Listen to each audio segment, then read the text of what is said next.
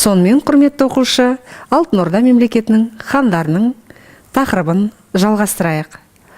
Алтын Орда мемлекетінің Өзбек хан мен оның баласы Жәнібек хандардың кезінде күшейіп, гүлденгендігі туралы сізге мәлімет айтылды.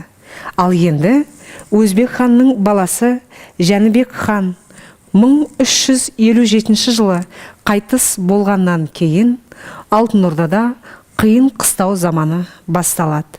Сонымен Алтын Орда мемлекетінің тарихында Жәнібек ханнан кейін, яғни 1357 жылдан 1380 жылдар аралығында ішкі қырқыс көбейіп, жалпы алауыздықтың арқасында мемлекетте 1357-1380 жылдар аралығында 20-дан астам хан ауысады.